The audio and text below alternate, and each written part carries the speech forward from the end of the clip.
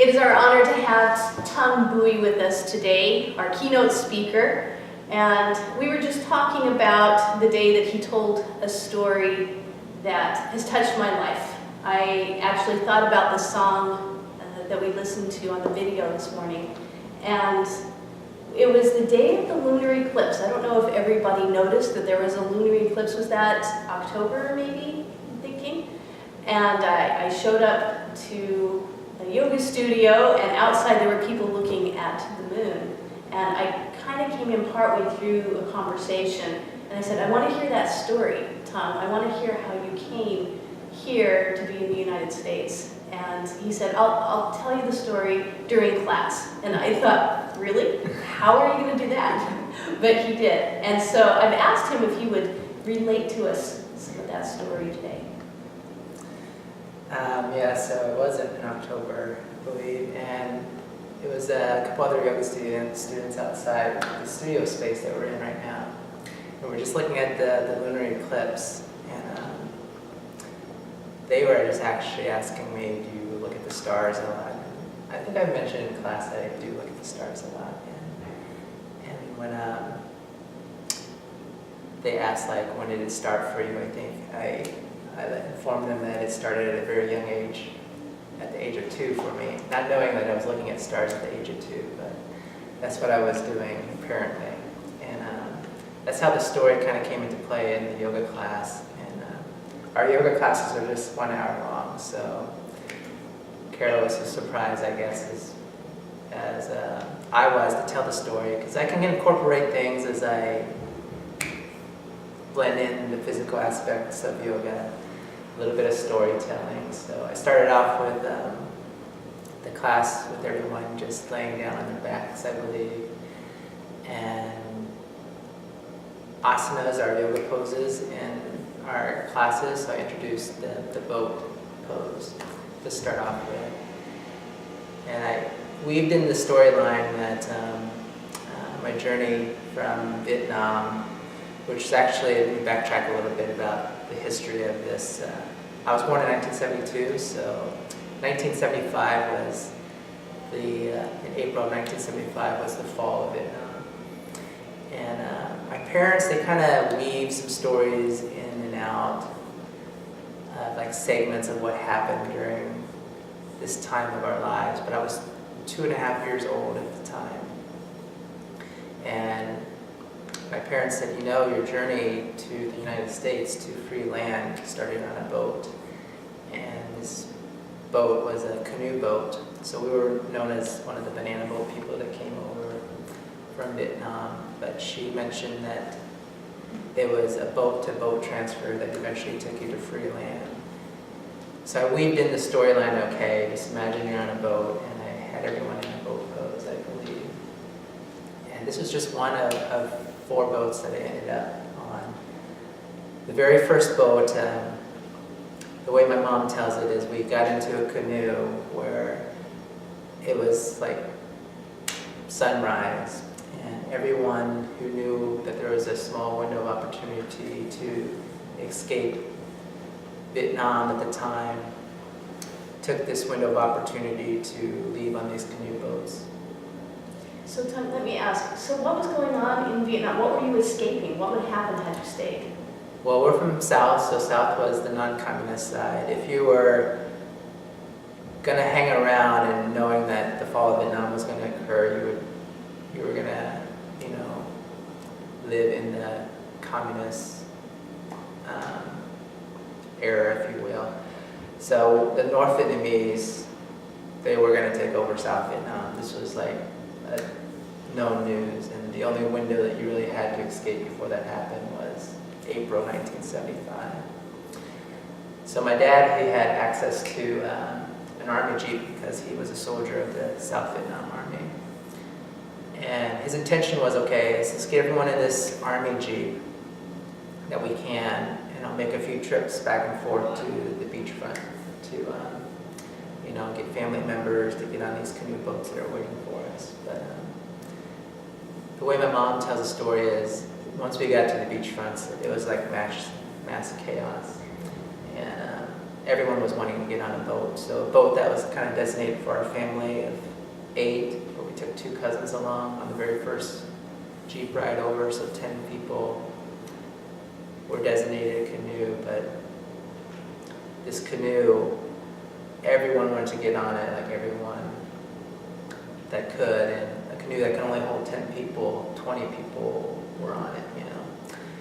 And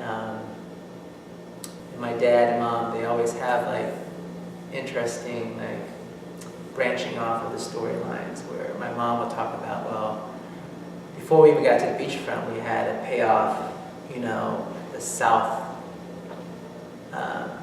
security guards that were not letting everyone to the beachfront. And at the time, they thought, you know, money was still valuable. But my parents just said, hey, just have all the money you want. We just want to get through these gates to get to our boat. So like during an hour-long yoga class, I can't tell like the whole story because like what happened over a course of 7 days, which we'll get into, I was on the ocean for 7 days.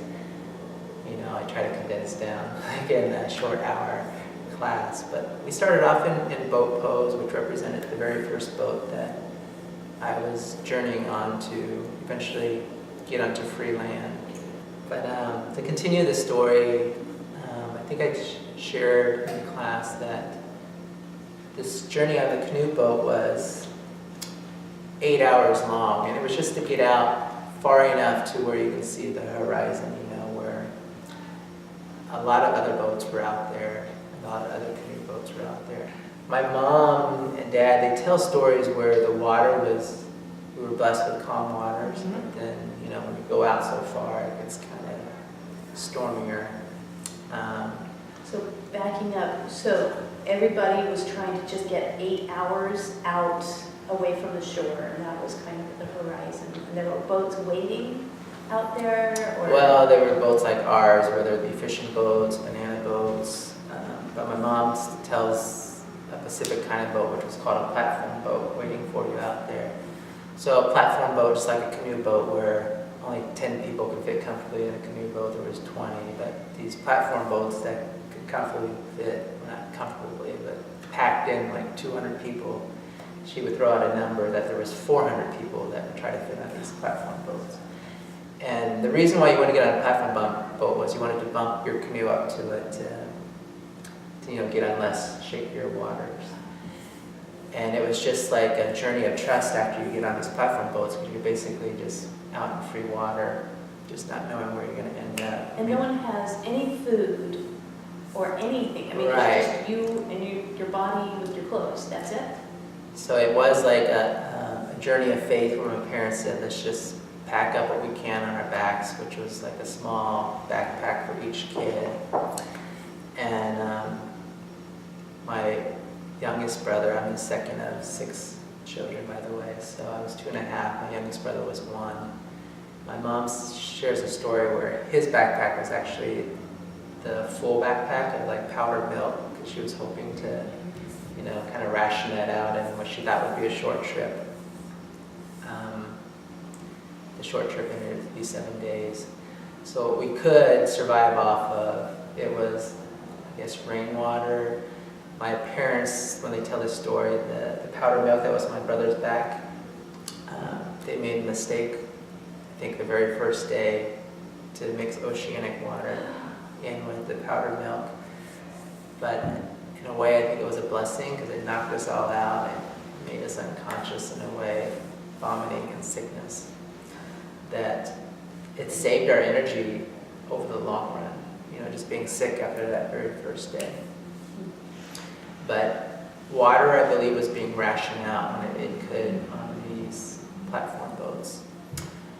And that's when the storyline kind of skips, so I had to do 2 boat poses by the time I shared that much of the story.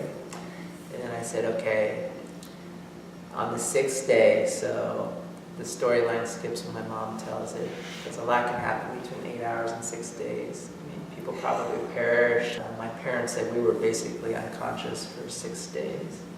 And you can only live so long with no water and no food. So on that 6th day / 7th day, we saw a 3rd boat, and it was it was a Navy ship from the South Army that was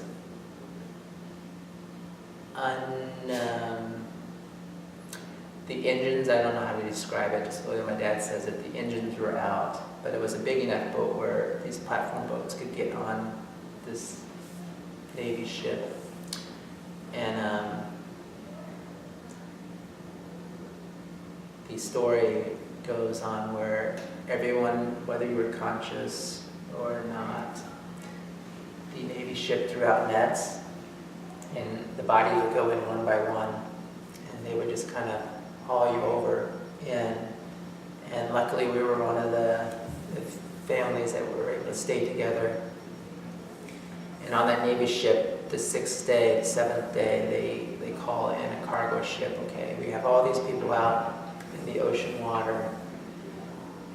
Come get them. They send out a cargo ship, and that was the 4th boat to finish the journey. And the cargo ship, I think I told in the story, where we were getting kind of sweaty from these boats already. So the cargo ship had eventually